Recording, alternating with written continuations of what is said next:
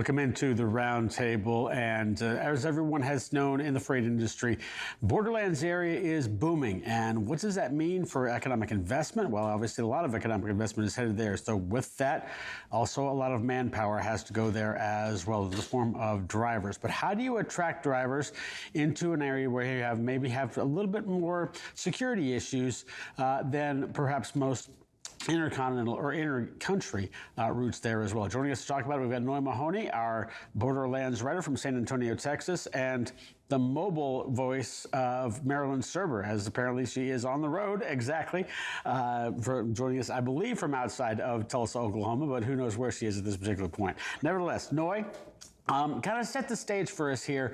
What's the difference right now for a driver being recruited to work basically in the United States versus one that could work cross-border into Mexico or in Mexico in and of itself? Well, the biggest difference is, for truck drivers in Mexico, they face conditions that maybe drivers in the United States wouldn't face, such as the threat of cargo theft. That's a huge thing in Mexico that happens on a daily basis. So that's something that drivers in Mexico always have to be aware of and thinking, especially if they're driving or transporting loads in central Mexico, around the Mexico City area. Other things is in Mexico, the road conditions, the infrastructure in a lot of places isn't as good or what we have here in the United States. So road conditions are another factor.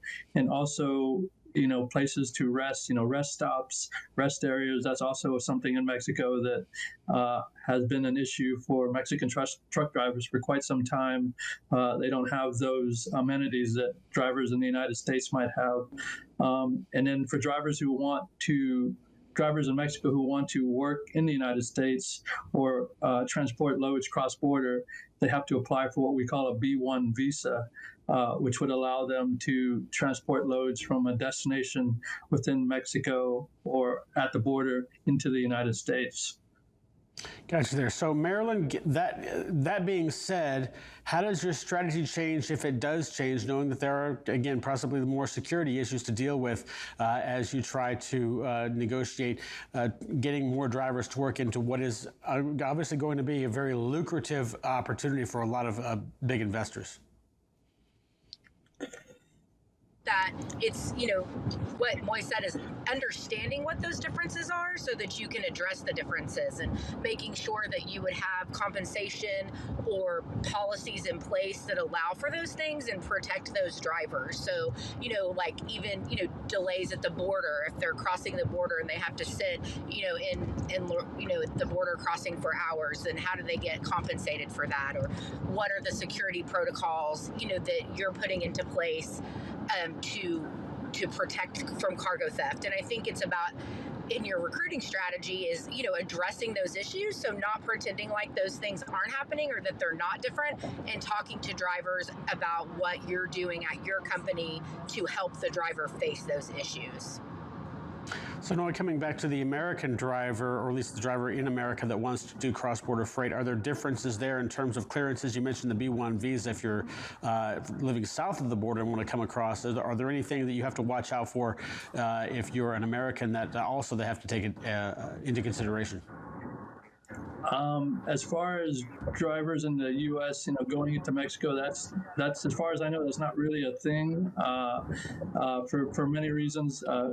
Probably a lot to do with passports and visas. But I know a few years ago I interviewed or I did a story about a trucking company in Del Rio, Texas, which is a city along the Texas-Mexico border, and it was about driver recruiting. And what the recruiter for that company told me was she has a hard time recruiting Texas-based drivers or drivers in the U.S.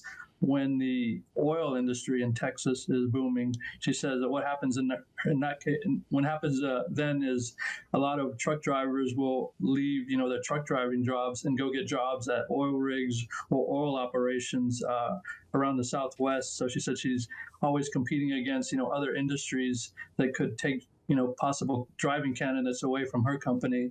And in a lot of cases, truck drivers, as Marilyn mentioned, they want, certain hours or they want to be home at night.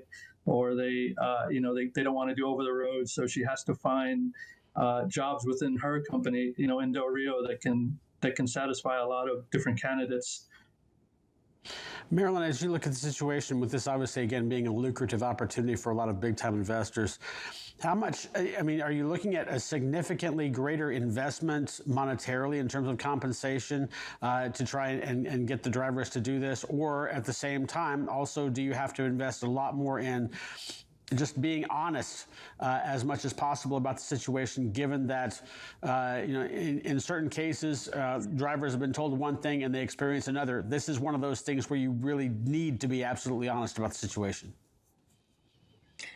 Yeah, I think that, we talk about that a lot, Bill, is that like that's what the number one thing you hear from drivers. I think whether it's US drivers or Mexican drivers is that they don't feel like they experience what they've been told. And so I feel like in these cases specifically, I think it is a monetary investment, but I think more than that, it's an investment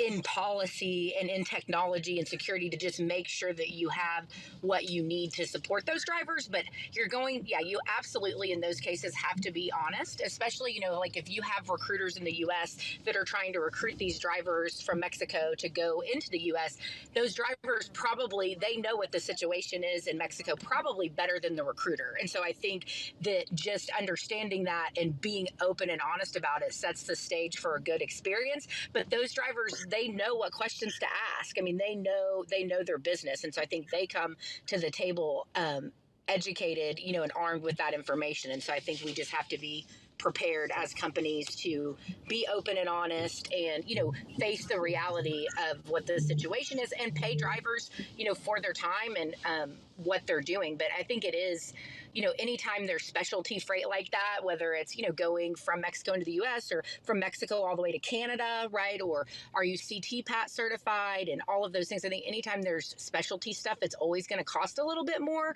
but especially when there's security risks and things like that, the freight is probably paying more too, right? So that should definitely be passed down to the drivers. Noe, we've seen in recent months an uptick. You've reported on cargo theft, or kind of taking a sharp upswing there as well. Obviously, with cross-border freight being an incredible opportunity there, you would only expect that to possibly go up as the opportunity continues, correct? Yeah, I would, the more freight on the road, the more opportunities for, cargo thieves to target it. And so you would, especially as nearshoring continues to Mexico and you start to see more large factories come online, the Tesla factory and all the Tesla suppliers, as well as, other industries, furniture makers, that just gives, the cargo thieves more opportunities to target loads on the road. Marilyn, as recruiters, or excuse me, as drivers do and start to take these jobs, and you mentioned, obviously listening to drivers and knowing that as well, how important then as well is feedback from those drivers after they take those jobs? Because the level of experience from one driver to another could vary quite widely from one to the next. Absolutely.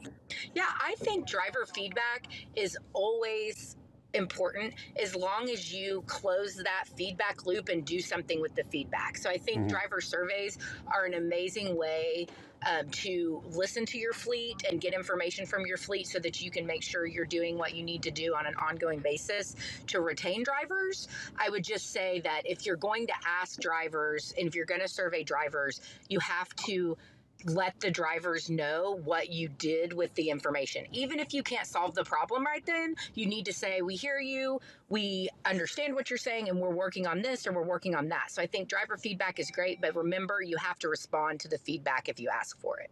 Just got a little time left here, Marilyn. Let me finish with you. Just in terms of your pitch to a driver that you want them to work cross-border freight, what are things 1, 2, and 3 you want them to understand? I want them to understand that we're on their side, right? That we're going to take care of them and the specific issues that they have in that specialty freight, and that they're going to be compensated well, and that they're going to be safe, right? I think safety and security is paramount. It's going to be very, very interesting to see how this situation evolves over time, given the fact that, again, it's an economic boom town, moving freight across the border, and who knows exactly how this is going to play itself out. Hopefully we can get things a little bit safer, a little bit more stable to get drivers to be able to do this. Marilyn and Noah, thanks so much for joining us for our roundtable. Thanks, guys. All right, well, we'll take a short break and come back and wrap up this edition of FreightWaves Now right after this.